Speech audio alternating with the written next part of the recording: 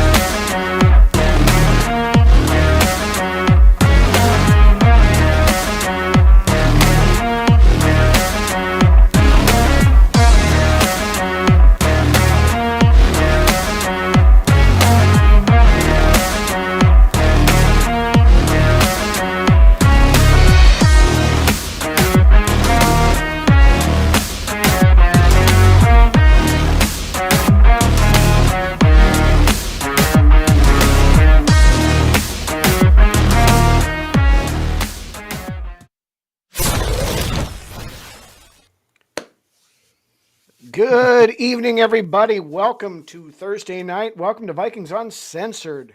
We have now moved to our, of course, summertime schedule where we do it in the middle of the week because summertime weekends just have too much shit going on for us to do shows on the weekend. Good evening, Bob, Norris, everybody in the chat. Good evening. Before we get started too much here, of course, want to offer up condolences. Vikings family lost another to Valhalla today as former Vikings tight end Joe Sensor passed away. A lot of Vikings have been lost this year, I feel like. It's been 3 or 4 already. Yeah, I I think, got Browner, Seaman, Sensor. I feel like I'm missing somebody else in there too. Yeah, it's at least 3, and I was thinking there was a 4th one too, but I can't remember.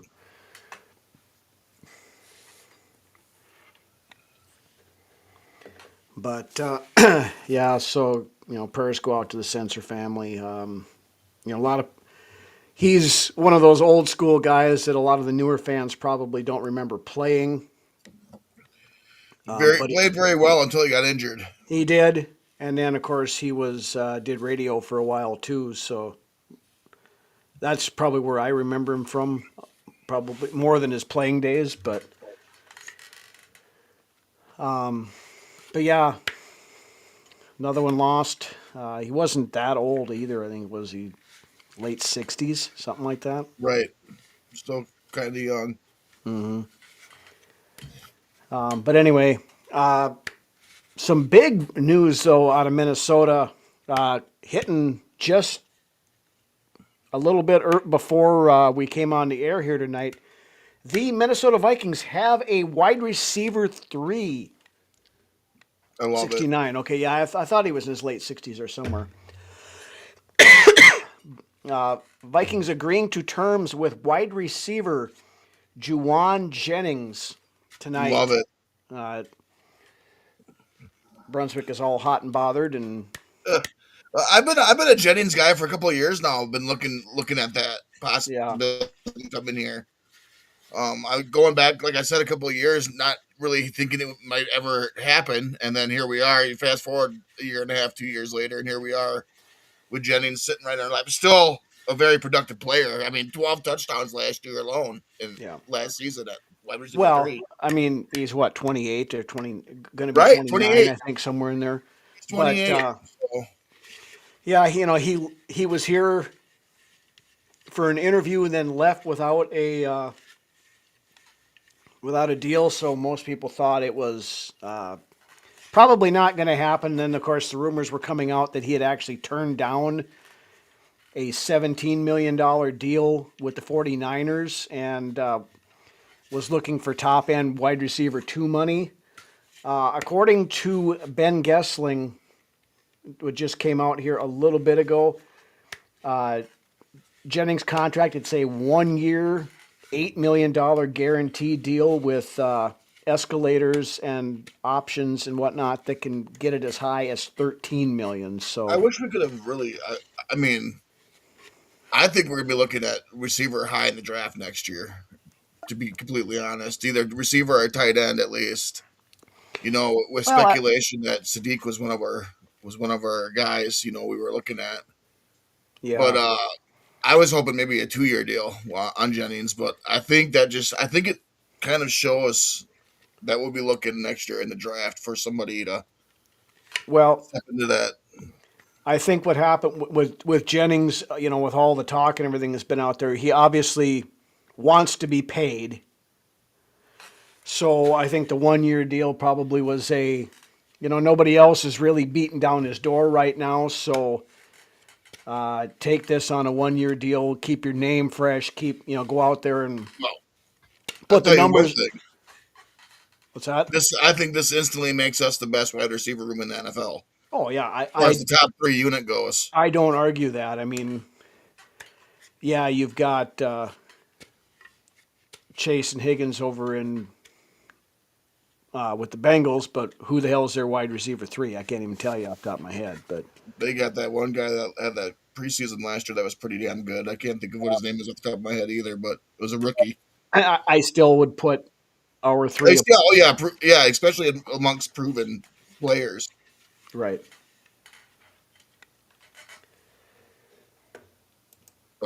Doc, yes, exactly right. Doc's coming in hot right off the get go here. Yeah, there should not be, no matter which quarterback ends up playing or how much both quarterbacks play or whatever the thing ends up being.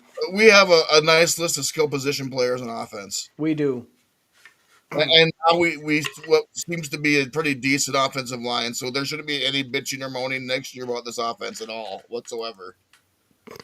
It all comes down to whether McCarthy or Murray can grasp the offense and can run it like a leader. Right. Really. Brunswick Brunswick got the meat sweats. I love the Jennings signing. I love it. Love it.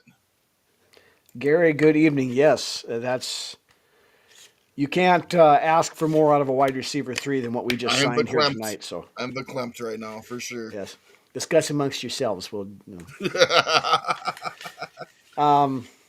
yeah, and we'll talk about that wide receiver room and the other positions here a little bit later in the show as we go forth with our way too early 53-man roster prediction. This is also Jennings is a hell of a run blocker too. Yes, and pass blocker, and he will block his ass off. Right. That's also a major plus on his side.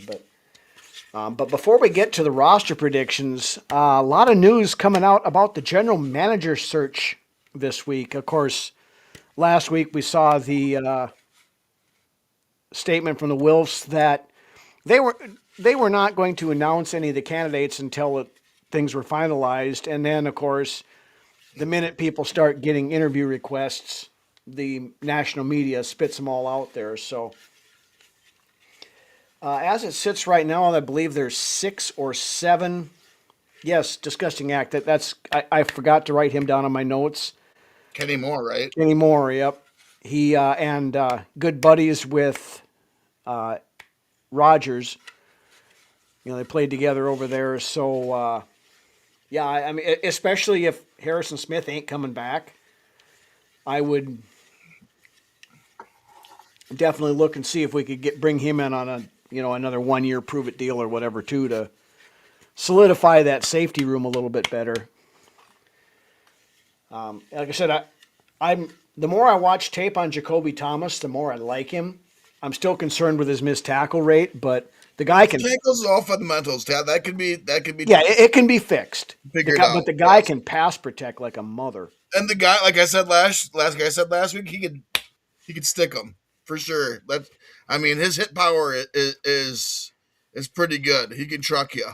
Yeah. But it comes down to breaking down and tackling in the open field. That can be a concern. At least what they say coming out of college, anyways, is one of his cons. Well, Phil Mackey had a decent analogy the other day. He's like a heat-seeking missile that forgets that he has arms when he goes to tackle. Robert Griffith is kind of the same way too. Yeah, I mean, we've had a ton of safeties over the years that hit like a Robert fucking Griffith truck. is more of a hard hitter than I mean, not no knocks on Robert Griffith. He was a dog, that's for sure. Yeah, But he was more of a missile than he was where he would wrap you up and tackle you. He was yeah, but looking to lay the wood. he So the got thing better is, on. you He had a got good better comp at last week he got when we better at talked. tackling too, though. So I mean, it Your was comp last week when we talked about him was pretty good. yeah, Sendejo, you're right. as far as tackling goes. But he's a much better pass protector than Sendeo was. So Right, and a ball hawk. He's got yeah, those ball hawking tendencies, evidenced by his 5 interceptions in college well, just last yeah, season. over his career, which some of it stretches back to Middle Tennessee State, and then of course with Miami, he has scored in his collegiate career. He scored 12 touchdowns. Right. Yeah. So, So I mean, and I love his attitude as he's got swagger to him. He does. And with this being said, the more I sit back and it's been a couple weeks now, the better I feel about this draft. To be completely honest, Rhino, this is going to be a draft where we look back at it and we would go, "Wow, 6 guys out of this draft they're on the 53s playing significant snaps." yeah. I believe in my heart of hearts that this is going to be the draft where we look back and we see that we turned it around. I would say that there's definitely at least 5 guys on there that, no pun intended, that should be significant contributors this year. So, but anyway, before we get into that, let's talk about the general manager search because, like I said, the names have come out. As it sits right now, there are officially 6, I believe, external candidates, and then Rob Brzezinski as well has said he would be open to keeping the job on a full-time basis. First name that came out. Last thing on this Jennings thing. Yeah. With him in Miami, I think he looks at that and he sees the quarterback situation in Miami as well. Right. With Malik Willis and Tua. I was gonna say the Liberty guy, yeah, and Green Bay guy, yeah, Malik Willis, becoming the starter there in Miami, and the last time we seen Malik Willis as a starter in this league, starting at the season back in Tennessee, wasn't very good. I think he looks at the quarterback situation and the roster in general, where it's at overall, and he obviously liked what he's seen in Minnesota better. Yep. So, anyways, continue our All first candidate. So before we get into the names here, it's kind of funny. I think it was I forget who mentioned this. I think it was Ali Siddiqui on Twitter that brought this up earlier today.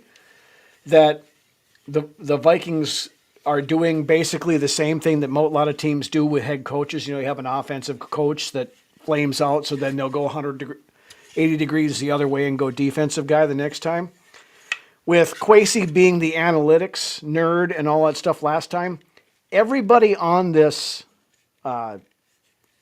official list so far of candidates has a heavy scouting background. There is nobody that's just an analytics guy. Well, that Hallaby guy claims to be mostly analytic, but he's kind of done a little bit of everything. But he's not on the list right now. Oh, okay, right. He has not been confirmed on the list of people they're interested in.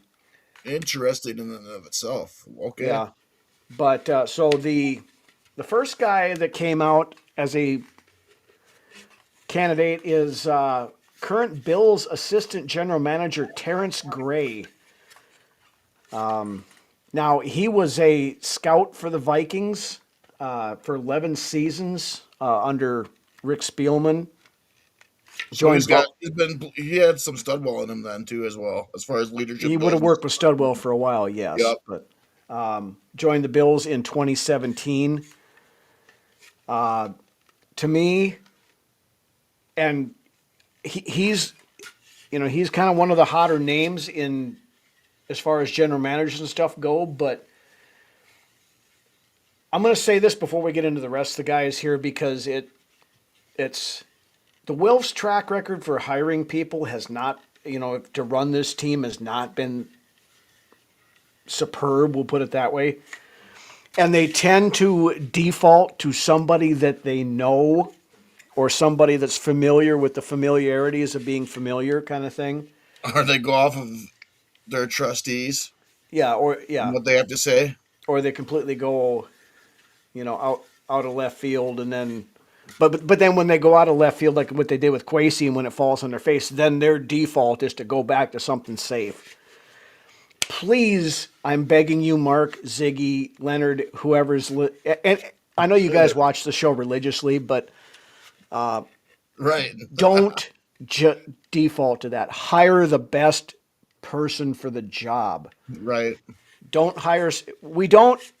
If you keep bringing the same people back in here again, we're going to keep having the same results, which is going to be the fact that we have not won a playoff game since 2019, the fact that we have not won more than one playoff game in a single season since 1987, and the fact that we have not been back to the Super Bowl since 1977.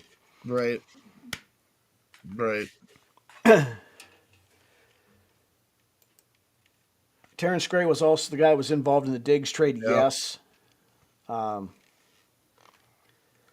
So he was, I believe, he was over in Buffalo at that point in time, but he knew the Diggs stuff already. So I'm not buying into that ad yet. I'm not buying into that yet. no, the Wills go out and sell the team. You could get somebody like the fucking Poleheads or what's his name in Cleveland, Jimmy Haslam or Mark Davis or one of these fucking owners or David Tepper in Carolina. One of these guys that just wants to buy, or Jerry Jones right now. One of these guys with a shit ton of money that just wants to own a football team. And I truly believe the Wills want to bring a championship to Minnesota, and that's been their plan all along. I do too. They're hard road getting there. They're fans. I mean, that's the thing. And fans want to win a title. That just sometimes, but they've never shied away from spending money on the team when it's needed. They built TCO Performance Center, one of the best training facilities in the league. They put name in here as well. And Beaver's best friend. Good evening. They put a shit ton of money towards US Bank Stadium, to not go on the cheap like we did when we built the Metrodome. So I don't think the Wolves need to look at selling the team. And they've talked about they want it to be multi-generational. They want their kids to take it over and all that other stuff. I just think they need to look at things a little bit under a different lens when they go to hiring people to run the show. So still moving along here then to the... Yes. Terrence Gray. I know he's a hot name and stuff, but he's not at the top of my list, we'll put it that way. This next guy, now, this one, it's kind of confusing to me a little bit. Titans assistant general manager Dave Ziegler. He's a former Raiders general manager, 16 years of NFL experience. Now, I was part of the 3 of the Super Bowl teams with the Patriots, but some of that you have to take with a grain of salt because we've seen what most Patriots coaches and executives have done once they got away from New England and away from Tom Brady. He started out as a scout for the Broncos from 2010 to 2012. 2013 became the assistant director of pro scouting for the Patriots. Director of pro personnel from 2016 to 2020. Assistant director of player personnel from 20 to 21. Then got hired as the Raiders general manager in 2022 and had 2 very Quasey-esque drafts in the 2 years he was general manager out there. So he's either on my list. Now, he's well thought of in the Titans organization. They like him there, I guess. But I looked at the 2 drafts that he had in with the Raiders, and woof, I don't want anything to do with him.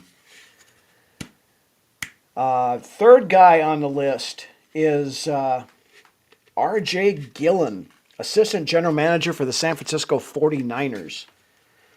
He's been there for 11 years, 5 years as a pro scout, director of pro personnel from 2021 to 2023, director of player personnel from 23 to 24, and then after the 24 season got promoted to assistant general manager. So now he's basically John Lynch's right-hand man in San Francisco. So Okay. he is closer to the top of my list than most of these guys so far. So I would put him probably. I like him better than the last two that you talked about Oh, so far. absolutely. I would put him as 2 or 3 on my list right now. Okay.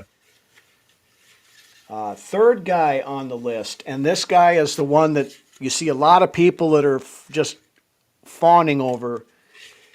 John McKay, the assistant general manager of the Los Angeles Rams. Been there for 10 seasons. Of course, so overlap with Kevin O'Connell. They're good buddies. I would like this. I would like this pickup. The way the Rams have ran their draft in the last 10 years has been pretty phenomenal. So but half the time with the Rams, that they're fuck these first round picks and they trade them off on. But they've made it work though. They've made it. Well, they've made that process work. It's showing. Kind of. They made one. They did win a Super Bowl off of it, but I question who's actually running the show in Los Angeles. Is it McVay? Is it what's the general manager's name? Les Snead? No. Yeah, Snead. And I guess McKay's got a football background. He's been a scout. He's been a lot of other stuff, which is great. My problem is, and I've talked about this before, is he is a part of the KOC Kumbaya Buddy Buddy Club. And I am afraid, and this kind of goes back to I don't know. Kevin O'Connell's always been a coaching guy, not a front office guy. So I mean, there's the disconnect there. But he, the more control he can get. My fear is that McKay would just be a rubber stamp yes man for Kevin O'Connell, and if stuff goes sideways, I don't know that he would be one that would hold O'Connell accountable for. And again, it when you get too many people that have the same ideology and philosophy in a room together, it becomes an echo chamber, and it's good to have some different, fresh ideas in there. That he's definitely a young guy. Well, these guys are all pretty much young guys. Yeah, he's a young guy for sure. But he looks kind of like a yes man while I'm looking at him. But and that's the thing. That's my biggest concern with it, is that there would not be the accountability that there needs to be. You start getting. I made this comment. Was talking to a guy this afternoon. We were discussing this on Twitter. You got to have a guy that's going to be able to come in there and herd the cats from time to time, and not just let the inmates run the asylum. And I'm afraid with McKay, that's what you get, because Kevin O'Connell would get whatever he wants. Yeah. I just want the best man for the job, obviously. I do too, and that's what I said. If the best man for the job is John McKay, I just know the Rams are a well-run organization as far as it goes when it comes to handling off-season things and constructing a roster. The Rams are one of the best in the business right now, so I mean, maybe McKay would be okay. But like it said in the comments here, I think by Norse, how much do these assistant GMs really have in say when it comes down to things at the end of the day? I don't know. We got another new name in here, Beaver's best friend. Good evening. That's the guy we mentioned earlier, Rhino. I was talking about some other stuff and I missed it, so sorry. Well, welcome for a second time. Right, welcome again. Yes. But yes, how much pull do these assistant GMs really have? And I mean, it's kind of hard to tell what they're going to be at when they're given the full reins. So, yeah, but and maybe he's got the lineage. His dad was in football. His grandpa was the legendary John McKay. So I mean, he's got the family lineage for football, and yeah, and like you're right. Whoever gets the job, I just hope it's the right guy, and I hope whoever gets this job is wildly successful at it. But yeah, come to find out, our only good draft in the next foreseeable future is the one where the GM situations where we didn't have a GM, yeah. Right. Next guy on the list, and this guy, of the people who have been confirmed as candidates, this is my guy right here. Nolan Teasley, the assistant general manager for the Seattle Seahawks. Another well-run organization. He's been with the Seahawks for 12 years. He was there as an interim scout and in the scouting department when they built the Legion of Boom. He was the pro personnel scout from 2014 through 2016, assistant director of pro personnel in 2017. Director of pro personnel from 2018 to 2022, and from 2023 to the present, he has been John Schneider's right-hand man, assistant general manager.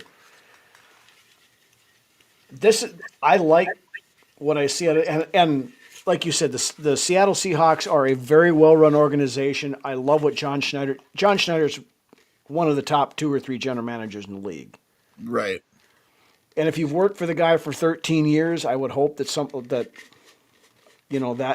that stuff is rubbed off on you.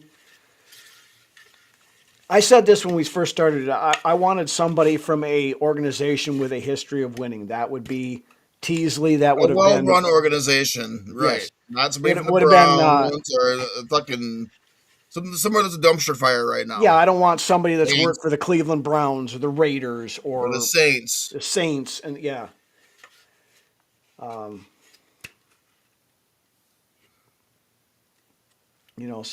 we'll see. But as it sits right now, Teasley's my guy. This is the one I would like to have. This guy and McKay are up in my wheelhouse right now as far as top candidates go. Yeah, I would almost put R.J. Gillum ahead of McKay just because I've let it well be known my concerns with McKay. Mm-hmm. See, yeah, Beaver. See that's the thing.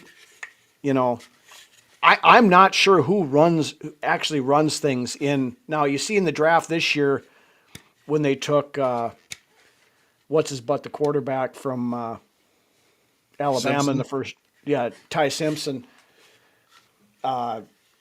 McVay, you could tell he wasn't happy about that.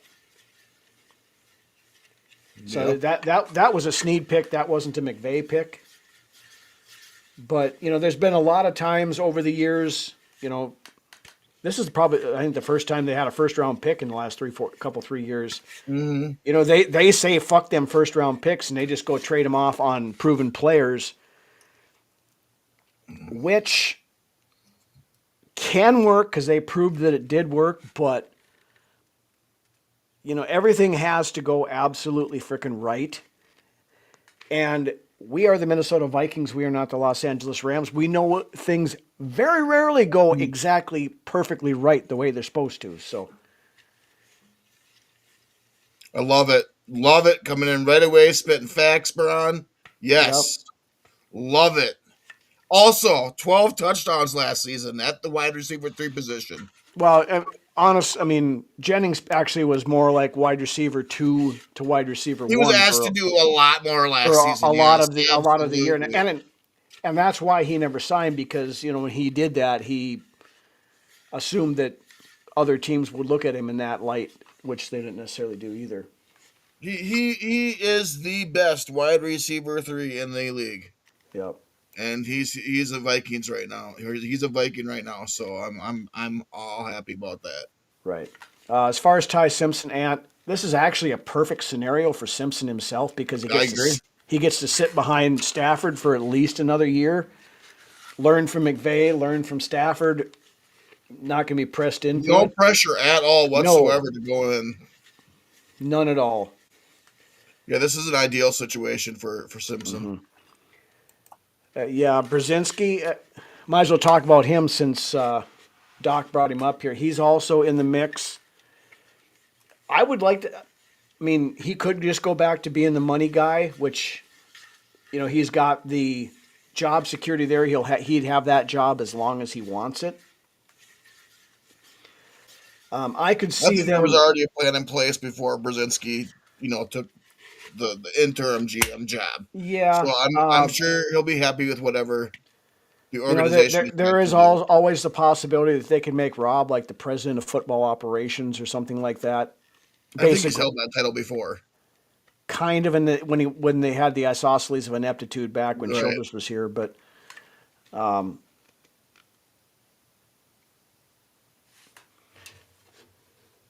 surprised it was only I'm going to 8 say million. age.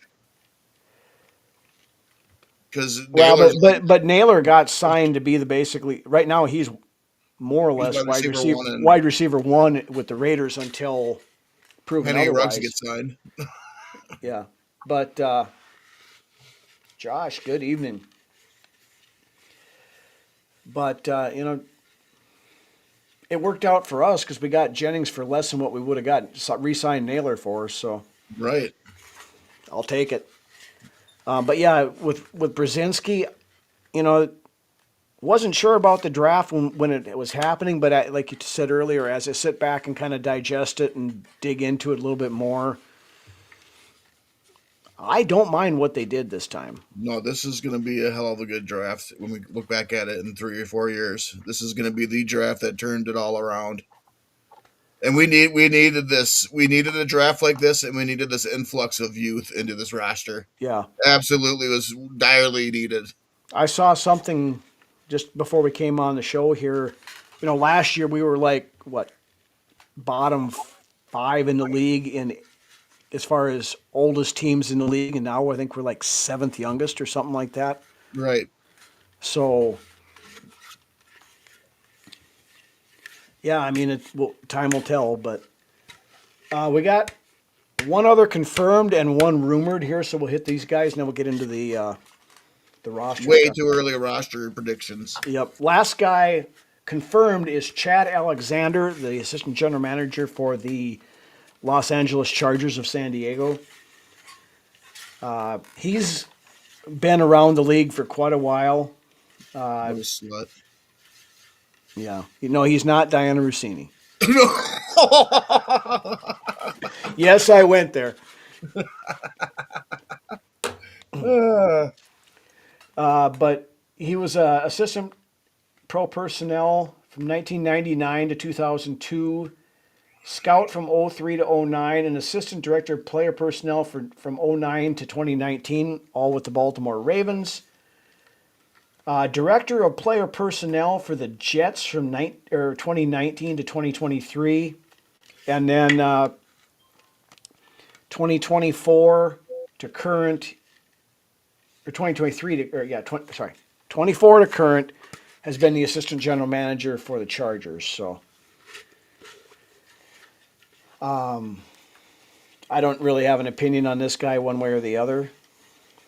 He's another one of those guys that, okay, the teams he's been playing for other than or coaching for other than Baltimore really haven't done a whole lot. So I would put him closer to the bottom of the list, I guess.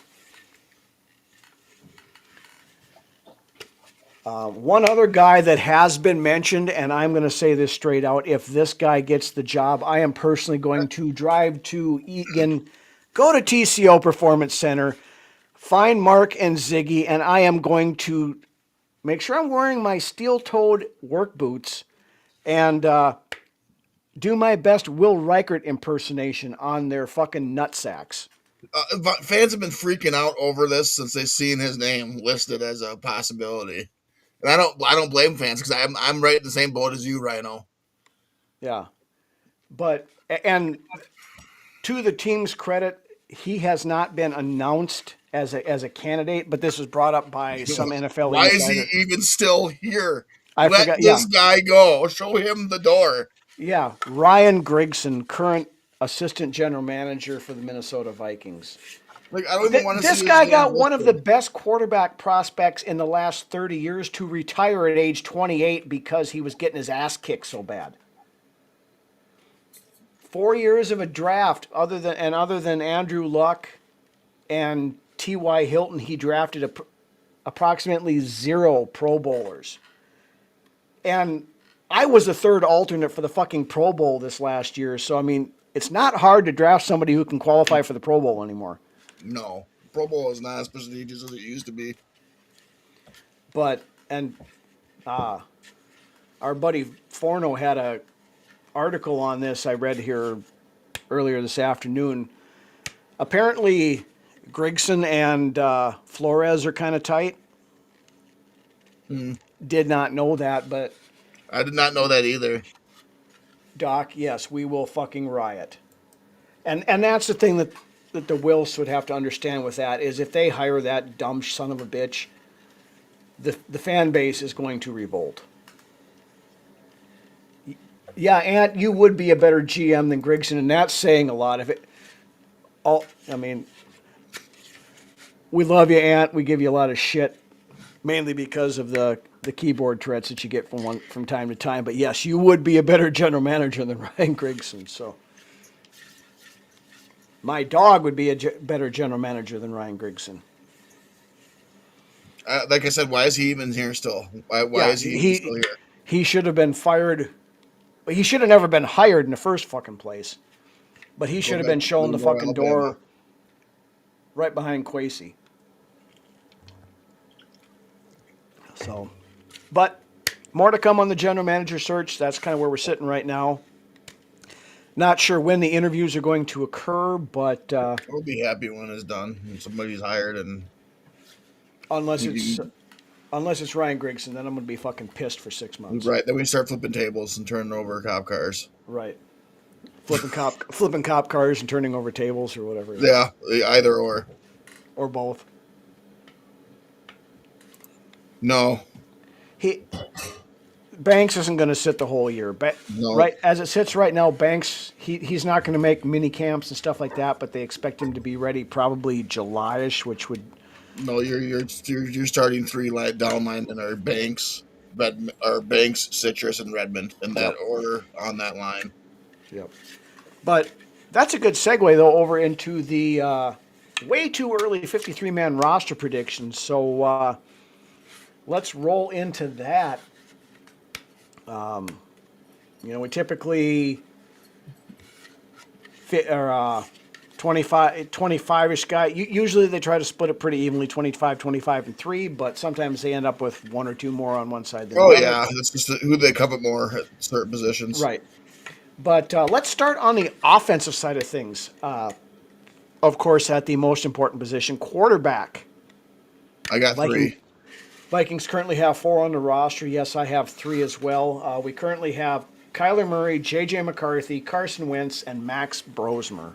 And that's probably the order that you're going to be sitting in. And that Kyler J.J. is really going to be the competition to be looking at in training camp, and the dispersion of starting snaps. Yeah, as far as that goes. But yeah, in that order, and I look for Brosmer to be a practice squad guy this year at best on that level for the foreseeable future. But that's a hell of a upgrade in the quarterback room from 1 year to the next, in my opinion. Doc. Just glare aggressively. That'll work, buddy. I'm looking forward to training camp, especially this year. Yeah, but as far as the quarterback competition that they talked about, J.J. McCarthy is going to have to force that competition. Hey, if that's what it takes to get the best guy on the field come game day and week 1. I agree. I'm still not convinced that Kyler Murray is going to work in this system, and that he's not washed already.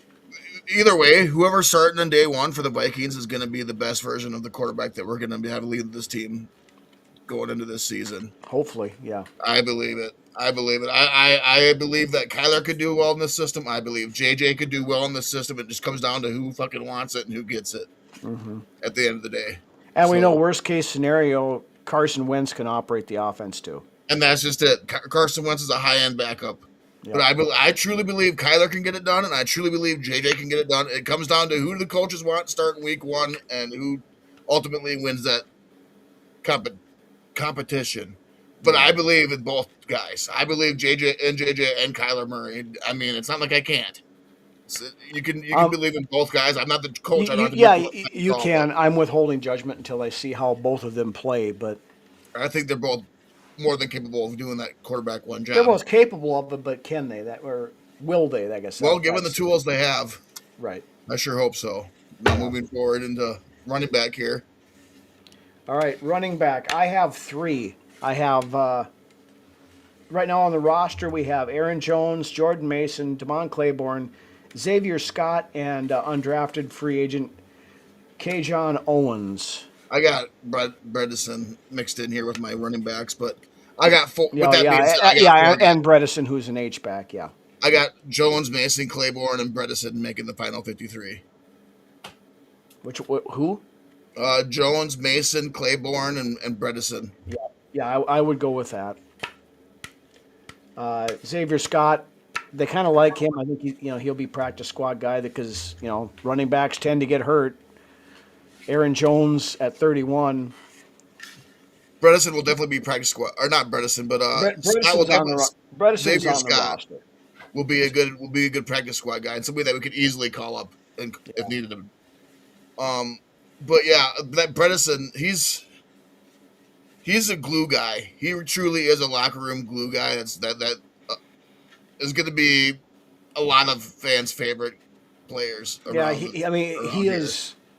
A lot of people say he's a C.J. Ham replacement. He's actually, and I mentioned this last week, he's more of a Jimmy Kleinsasser than he is a C.J. Ham because he's an H-back. He's a tight end by trade, but also can play tight end. So exactly. You didn't see C.J. Ham lining up a tight end very often. This is the guy that you could see lining up on the line. Yep.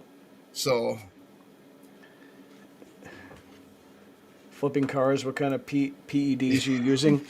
Pure unadulterated rage if they hire Ryan Grigson. And adrenaline. We got tight end and probably Jack Daniels, but yeah. Tight end. I got 3. I do too. Because you got the Bredesen factor in there as well. Right. 5 on the roster currently, not counting Bredesen. T.J. Hawkinson, Josh Oliver, Ben Urosek, Gavin Bartholomew, and Bryson Nesbitt. See, I got Hawkinson and Oliver and Bartholomew making the 53.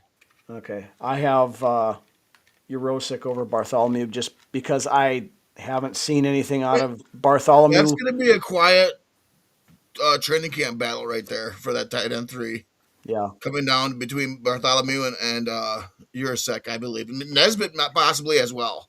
Nesbitt had a good preseason last year. Yeah, I mean, Urosek played better, throughout the regular season. During the regular season stuff. They had a good training camp and preseason games. Yeah, they both did, and I made the comment last year that I thought either one of those guys were probably better than Gavin Bartholomew, but we never got to see Bartholomew play. Bartholomew too, as far as seeing the field goals. This will be our first real look at Gavin Bartholomew from last year, as far as the draft goes. So, and I know this is one of your after draft crushes or whatever. He's got to make the roster first. He's invited to rookie camp this coming weekend. Of course, you're talking Barika Penu, running back from North Dakota State. I like the kid. He's a local product. Went to Fargo Davies, played for NDSU. The kid's got talent. I'm just not 100% sure how it transfers up to the NFL level because, North Dakota State is notorious for pumping out NFL starting offensive linemen, so he gets to run behind that offensive line. And we've seen it with a few other NDSU running backs that have tried to make the jump to the NFL. It hasn't really worked out that well. Right.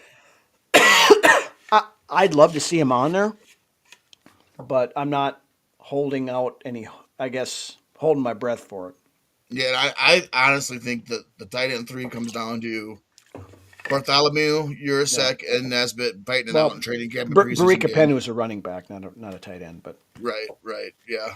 But as far as tight ends go, yeah, Hawkinson, Oliver, and then out of the three I just mentioned, him Bartholomew, Nesbitt, and Urasek. until I can see what Bartholomew can do, I'm putting Urasek over him. But Okay. So wide receiver then. yes, we have 11, actually 12 guys on. I got 6 of those guys. I got 6 of those guys making the team. I have 1, 2, 3, 4, 5. Yeah, I have 6 also. We have, of course, Justin Jefferson, Jordan Addison, the I newly had signed. free agency to be determined, but now that we know, Right, the newly signed and third JJ on the team, Juwan Jennings, Ty Felton, Miles Price, Jeshwan Jones, Dante Fleming, Joaquin Davis, Dylan Bell, Luke Wysong, Marcus Sanders, and Salik Knotts.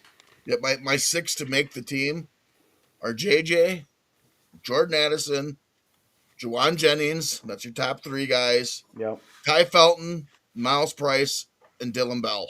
Those are my That's 6 receivers to make the team. That's the same 6 I've got. And Miles Price, fellas, for me is a guy to really keep an eye on this year at wide receiver. I look for him to take the next step at receiver. But Ty Felton seen some snaps last year too, and I think when the ball was thrown his way, he did make a couple of receptions. I don't know that Price ever had a reception last year. Maybe one or maybe a couple in the regular season, but in the preseason in the preseason, yeah. So I would love to see more gadgety plays, whether that be with Miles Price or Dylan Bell, when it comes to the use of some of these back end receivers. Yep. Beaver, yeah, that was his problem last year. Why he didn't ever practice, play, whatever. I think Bartholomew is a go. He's supposedly a go right now. Like I said, and that's another thing why I'm holding out any judgment on him. Back problems, they're tricky. They don't typically they're very go tricky. away. So we'll see, but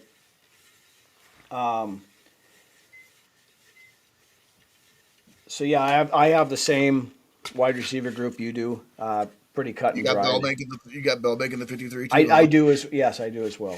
Yeah, but that's a guy I'll keep an eye on too, as well, as far as these receivers go. I look for us to shed a lot of those receivers that have been here for a few years trying to make the roster. Your Jeshwan Jones and a couple of those other guys we've heard names already before in the past. They're practice squad guys and camp fillers. I mean, but yeah, I look for the JJ, JA, and JJ 2.0 to be the top 3, and then Ty Felton, Dylan Bell, and Miles Price. Mm-hmm. But moving on to O-line, I have 9 on the O-line. Let's start out with the tackles. The tackles on the team currently we have Christian Darasaw, Brian O'Neill, Ryan Vandemark, Caleb Tiernan, Caleb Etienne, Walter Rouse, and Tristan Lee. Yeah, Gary, we do. We got Claiborne on the final roster. He's going to be RB3, and I think he's got that. If he can demonstrate that speed that he's got in the top gear, I can see him pulling some running back 1-2 snaps. He's a true scat back, really. He really is. And Aaron Jones is a great comp to Claiborne, in my opinion. In his prime, anyways. But Claiborne Jones has more size than Claiborne. Yeah, Claiborne's got the home run hitting ability that Jones at least no longer has. But right, that he no longer has. Right. But yes, I got Claiborne making the 53. And but let me stress again, these are way too early roster predictions. Right. But this is after the draft. We're having a little bit of fun here. We'll continue. I mean, who knows? Maybe they will look somewhat like we got going on after tonight. So Walter Rouse, he's not even making the roster. And I don't have Walter Rouse making the roster. He could not beat out and get playing time last year. If he could have beat out School last year, he doesn't. Right. I don't see him making the final 53. Justin School was playing over him, and School was absolutely fucking dog shit terrible. So give me your guards. So give me the guards in the roster, and then I'll go ahead and give you my final 9 to make the team. All right. Guards. We have Will Fries, Donovan Jackson, Joe Huber, Henry Bird, Rashawn Lee, Delby Lemieux, and Tomas Rimac. Okay, so for my 9 man I plan on keeping on the offensive line. I got Darisaw, Jackson, Brandel, Fries, and O'Neal as your starting 5. Yep. And then coming up the back end for depth there, I got Tiernan, Huber, Van Denmark, and Gerhardt. Okay. I love that Van Denmark is a specimen. Vandemark, He yeah. is just built like he's a big fucking dude. Mm-hmm. So intimidating. Right. So my group is a little different than what you've got. And another thing with Van Denmark, he's also 28, so he's a Yeah. little he's a little age seasoned coming into the league. Yeah, he's got a little bit of. So anyway, I've got same starting 5, obviously. Darisaw, O'Neal, Jackson, and Fries, and then Blake Brandel's the center. As backups, I have Vandemark, I have Tiernan, I have Joe Huber, and I have Delby Lemieux. Okay, so you got Lemieux over Gerhardt then. Yep, yeah, and for the, I not only have Lemieux over Gerhardt, I have Lemieux beating out Juergens for the backup center role, actually, who can also play swing tackle. Or swing guard, sorry. Right. So I took that into account too, because Huber could slide into center too if called upon. So yeah, so my backup center actually is Delby Lemieux, because they played him at center at the Senior Bowl, and he took to it pretty well. held up pretty well. So I could see like Gerhardt maybe making practice squad or something like that, so you have somebody else with center experience around. Right. But I think Lemieux is going to surprise some people. He's one of my UDFA guys to keep an eye on. That could be. Tristan Lee, they like him a lot. They gave him the most money that They he do. could possibly get as a UDFA guy, so I think they're going to try to keep him get him on the roster somehow. That's possible. He's taking Walter Rouse's spot. Right, and I think they could slide him onto the practice squad fairly easily as well. Depends on how he plays during preseason. But. That's true. That's why they have the offseason program for sure. Yep. And that's also why this is very strictly way too soon. Right. I mean, it's to a point where if they keep something like Lemieux, they could, Joe Huber might end up going to the practice squad if they need to find a spot for Tristan Lee. Right. All right, let's move over to the defense. We have defensive tackles, interior. We have this is not nose tackles. This is your two defensive ends in the 3-4. We have Jalen Redmond. We have Caleb Banks. We have Tyrion Ingram Dawkins, Elijah Williams, and Monkel Goodwine. So what are we doing here? Are we doing outside linebackers? No, this is defensive ends. Defensive ends. Okay, well I got them listed in with my defensive linemen. I just got So to make it easy, we also have it at nose tackle. We have Big Citrus, we have Levi Drake Rodriguez, and we have Taki Timani. Okay. So for defensive linemen, I got us keeping 6 guys. Okay. I guess I figured 3 guys to start and 3 guys to rotate. And then with that being said, I got Banks. Yep. Big Citrus. Yep. And Jalen. Redmond. Yep, that's our starters. Yep. And then I got LDR and Ingram Dawkins and Elijah Williams. Okay. Same 6 that I've got. Okay. So you're keeping 6 defensive linemen then as well. Yes, and it's called Mogan David. Mogan David. Or back in the day, Boone's Farm. Arbor Mist. Arbor Mist, there you go, yes. Another one. There's a lot of bad wines, yes. Franzia. Franzia's not that bad. I buy that every once in a while. Fucking box wine. Yeah. Ain't nothing wrong with some fucking classy ass box wine. Monkel box wine. There you go. Now what we got? Linebackers? So we'll go edge rushers separately. So at the off ball inside linebackers. We have Blake Cashman, Eric Wilson, Jake Galday, Ivan Pace, Jacob Roberts, John Ross, and Scooby Williams and Keely Lawson. Okay, so for my edge rushers, I kept. We're not doing edge rushers yet. What we're doing? Inside linebackers. We're doing inside linebackers. Okay, that's We'll fine. do edge rushers next. Okay, so for my inside linebackers, I kept Cashman and Wilson, of course, Yep.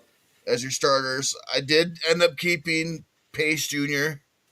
as well as inside linebacker. But the thing here, and I think this is going to be great, is I truly envisioned Flores using Galday all over the fucking place on defense. Mm-hmm.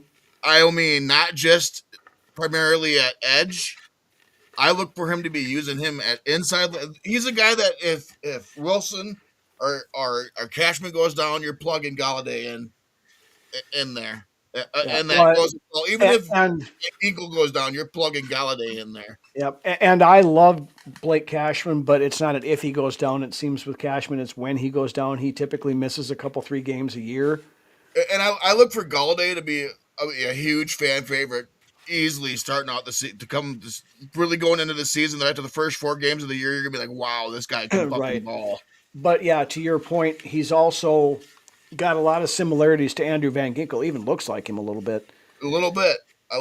But he is your true farm boy ball player. Galladay is, So. And like I said, not only can you plug him in on the edge, you can plug him in on the inside at linebacker. You can fucking plug him in at slot cornerback if you absolutely need to. He played quite a few snaps at slot in the slot at Cincinnati. And the thing that I love the most about this Flores defense now is that not only do you have a Swiss Army knife in the back end of your defense, you have a Swiss Army knife in the front 7 of your defense as well now. Yes. So yeah, and I believe Galday also has played offense before too, so you could always throw him over there for some gadget plays or shit. Rip beer float easily, Angel Bust. Rip beer float for me easily over banana split. I can't eat bananas, so yeah, it's rip beer float for me as well. But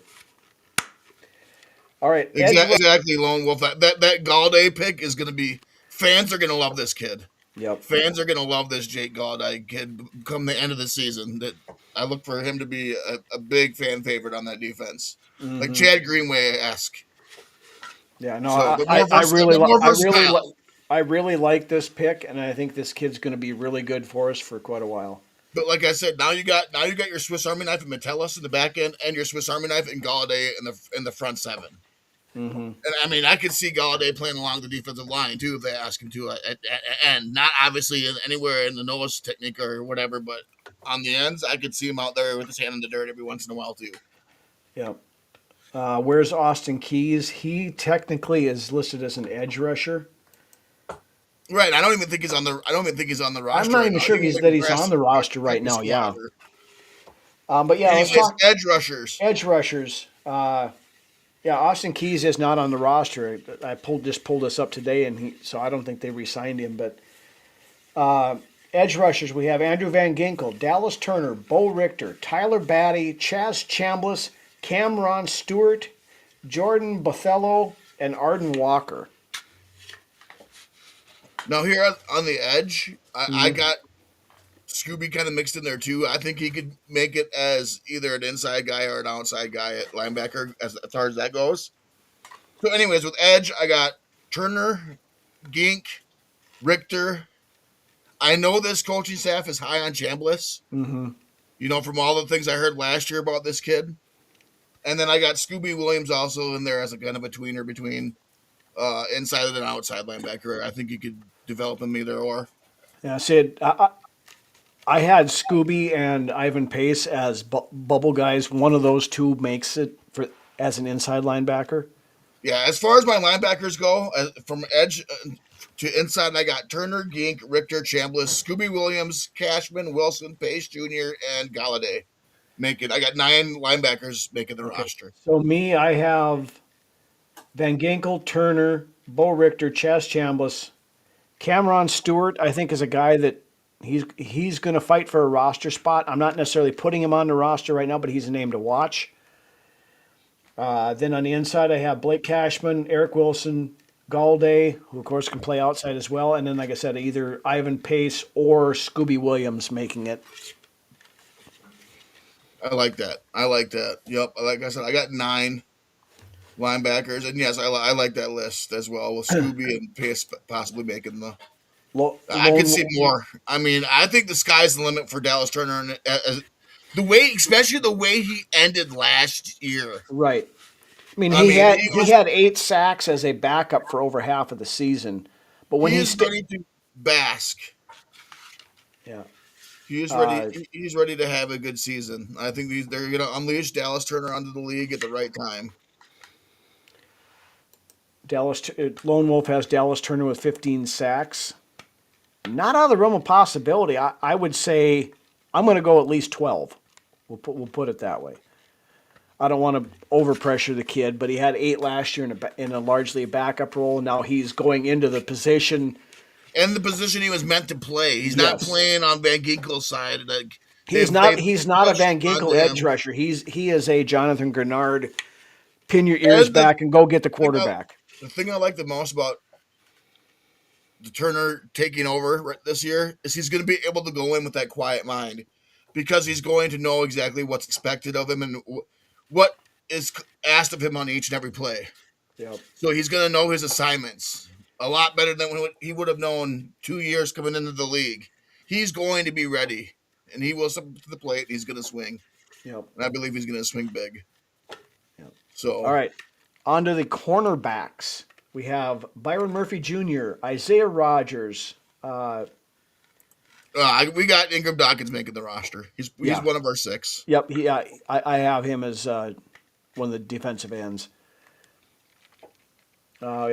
Pierre, we have Chuck Demings, we have Noonie McGlothern, Zemiah Vaughn, Davion Armstead, Marcus Allen, not the running back, and Tyreek Chappelle, currently on roster. Is that Dave Chappelle's brother? Could be. Son maybe? Chappelle's about my age, so probably his kid. Right. So I got 6 corners making the team. Okay, who do you got? I got Rodgers, of course. Yep. Murphy, James Pierre, Charles Demings. He goes by Chuck, by the way, so it's Chuck Demings.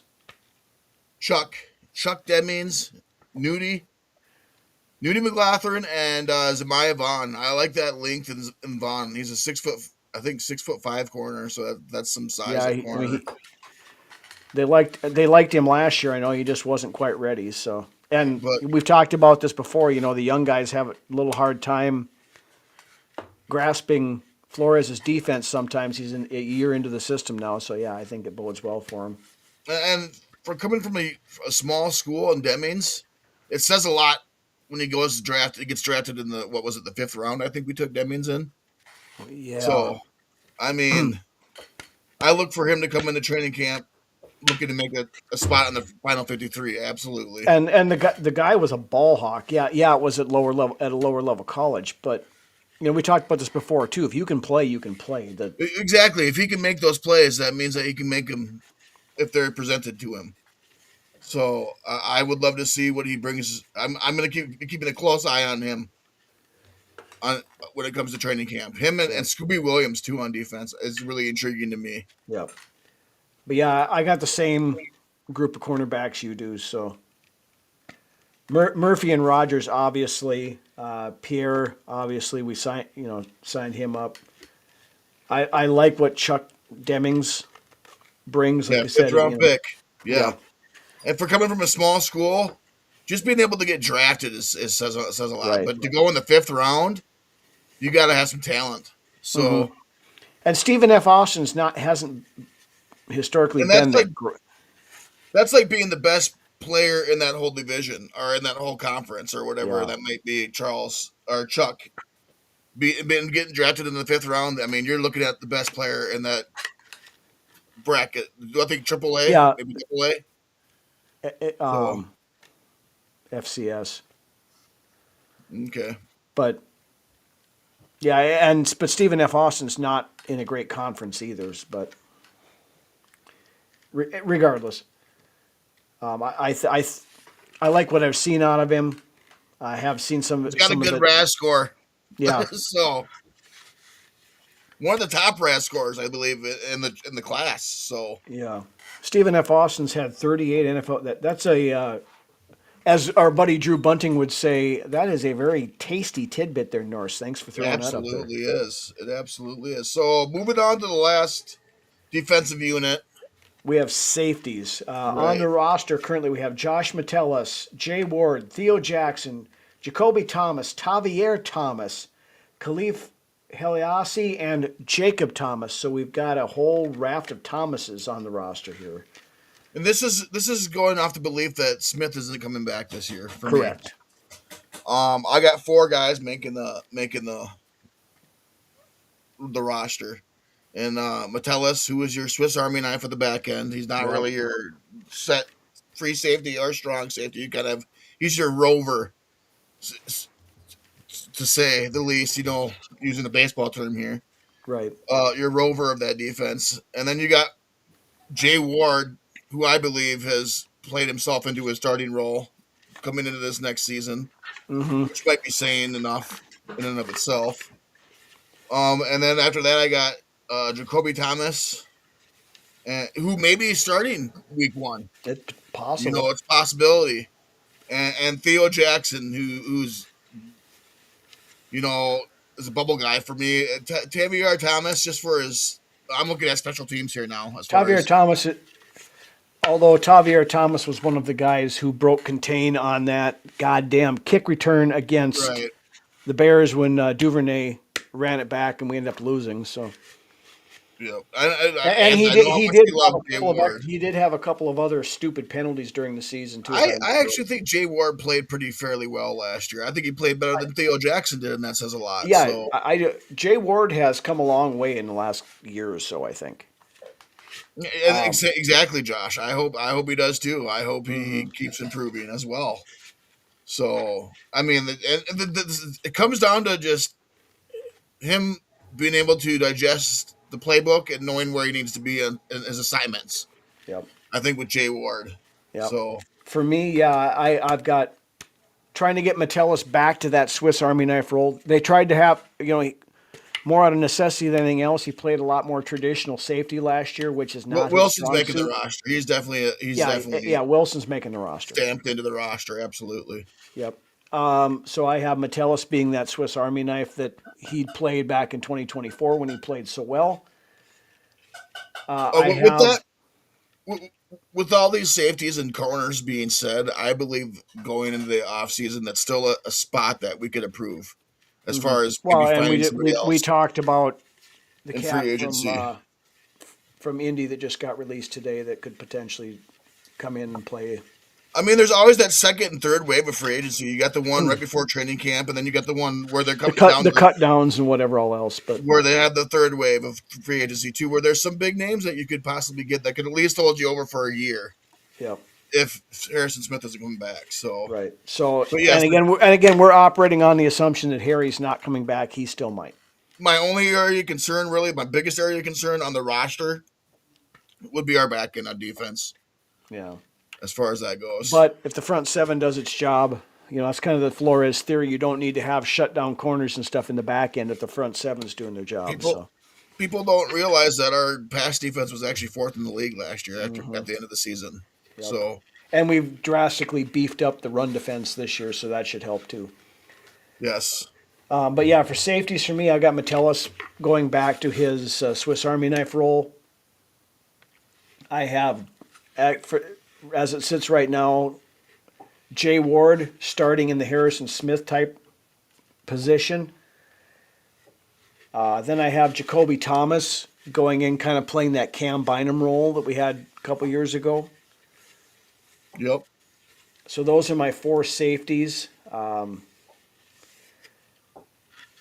Theo Jackson being the 4th one, just as a backup. Right. And then of course specialists But honestly, I think Theo Jackson is a bubble guy. To be honest, absolutely, and that's I know they like that Jacob Thomas, the undrafted guy. He could come in, if he can prove that he can play special teams. Almost put him on the final 53 over Theo Jackson. I think I think the fourth safety is going to come down to between Jacob Thomas and Theo Jackson.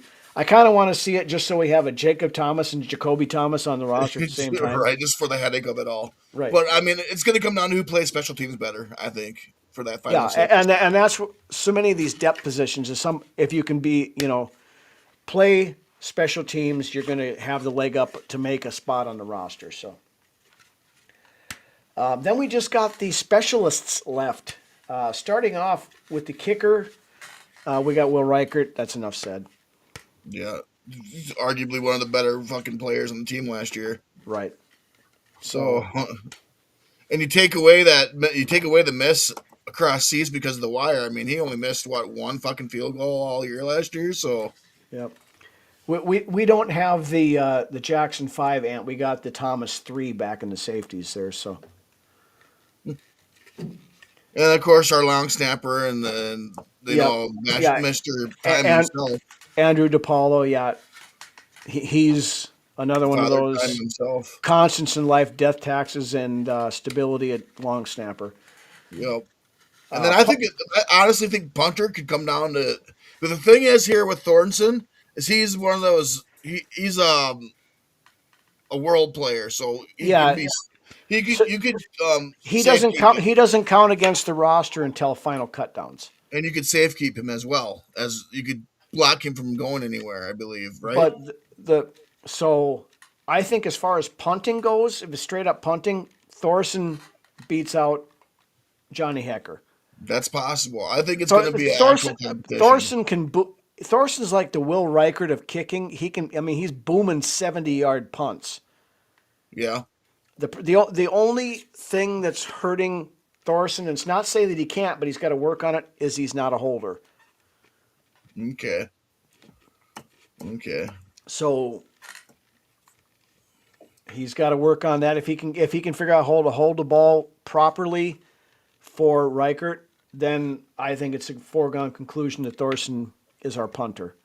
George, like I said about 10 minutes ago, I believe it's truly the back end of the defense. The back end is what concerns me, yeah. Yeah, back end of the defense. And it's not a big concern, but I would like to have a little bit more of a standout at safety. A little more proven commodities in that area. At safety, right. At true safety, whether that be a free safety or a strong safety. Yep. Yeah, and I mean, like I said, if it's purely on punting, I agree with you 100%. I just got to see him make sure that he can figure out how to hold, because we don't have quarterbacks holding. I mean, not say that you can't, but the Vikings haven't had a quarterback as their holder for a long time. Oh, Norris. Yeah, no, I'm not going to go there. But anyway, okay, so that's our kicker, punter, long snapper. Kick returner, Miles Price. I don't think I'd want Carson Wentz holding balls for Will Reichert. The problem is you'd have to have him active then, because right now with the third quarterback rule is they don't count against the 46-man roster or the game day roster. So but they have to be on the 53. So if, say, both Murray and McCarthy go down, then they could have Wentz come in and play. But if he was the regular snapper, he'd have to be active. So then it takes away from another guy. So, kick returner Miles Price. Dylan Bell, I think, could get some run in that area. I agree as well. Yeah. Dylan Bell and Miles Price back there to return kicks. Yep. Miles Price, of course, your punt returner. Right. And right now they have Price and Ty Felton listed as punt returners. I could see a world where Dylan Bell is your kick returner and Miles Price is your punt returner. I could see a world where Ty Felton's on the bubble this fucking training camp, whether or not he makes the team. So well, with the signing of Juwan Jennings, that's a possibility. Right. He's got to show more than he did last year. I mean, we spent a third-round pick on a punt gunner last year. They had, 2 catches the entire year? They were excited about it, too, in the draft. Yeah, we got a good punt gunner coming in here and taking him in the third round. So yeah, I mean, it was a guy that McCardo was banging the table for, but we'll see. Yeah, we'll see. Maybe he's the best kept secret. And maybe he's made the development over the off season that gets him I mean, granted, he didn't have any drops last season. When the ball got thrown his way, he was able to bring it in. So yeah, there's but it was that. only thrown his way twice. So Right. I think he's only had maybe 10 snaps all season at receiver. So, yeah, I think so.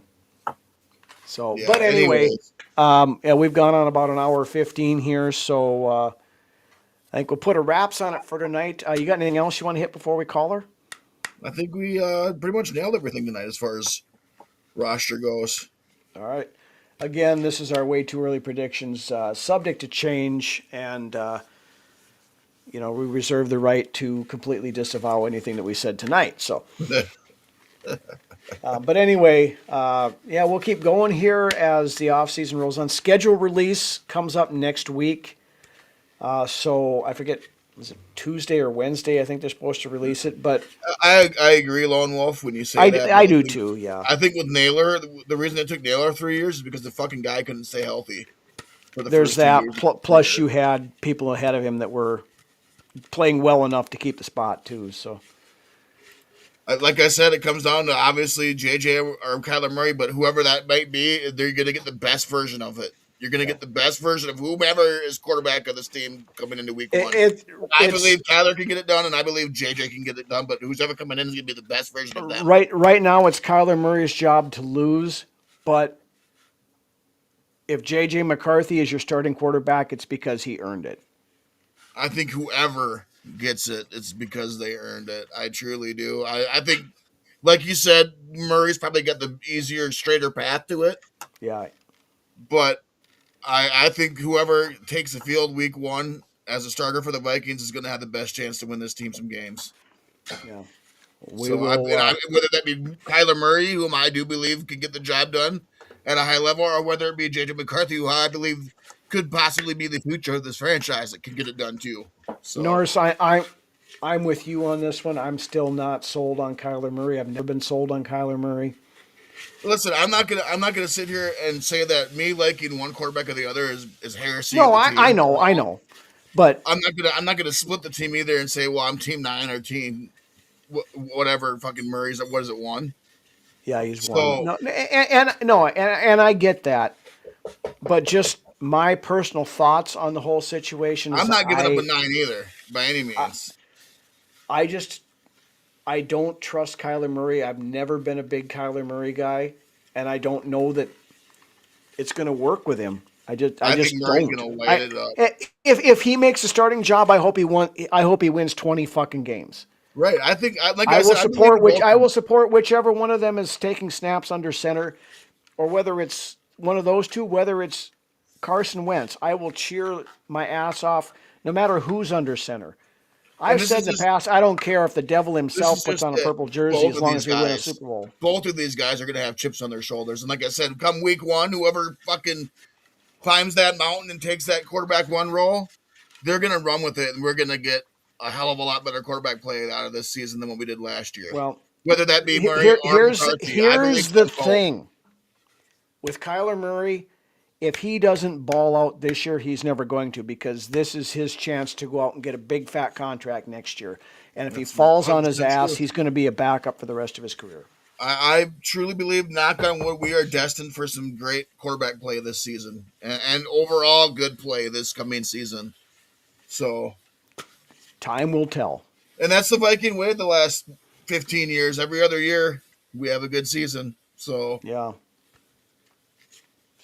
We'll see. All right. But anyways, that's. But anyway, with that, I want to thank you guys all for joining us tonight. Again, like I said, the schedule release, I believe, is coming out next week. So the show will be after the schedule release. So we'll talk about that. We'll probably shooting for a Thursday show again next week. I don't know. I think it's going to have to be Tuesday, possibly, or late night Wednesday. Maybe we'll do a late night after the schedule release, just so we can talk about that. There you go. So stay tuned. Keep an eye on the Facebook page, and that's when you're going to find out. We'll keep you guys posted for sure on that. But with that, again, I want to thank everybody for joining us. And with that, why don't you take us out of here, Lance? Yeah, like and subscribe. Obviously, if you haven't liked and subscribed to the Facebook page, not subscribe, but follow the Facebook if you page. haven't liked and subscribed, what the fuck is wrong with you? Well, that too, as well. But I love seeing Just the new kidding. names in here. But please, yes, do. I love seeing the new names in here every week. This week we had Beavers in here. I've never seen him in here, so welcome to Vikings Uncensored. Love having you here as well. So yeah, if you haven't already, like and follow the Facebook page, and we're here weekly with our podcast, and you guys are what makes this podcast. The commenters and the viewers like you coming in and making this the most interactive show and the interactive podcast on the internet right now for Vikings fans. So with that being said, I look forward to seeing you all next week, talking more Vikings football. Skol. Have a great weekend, everybody.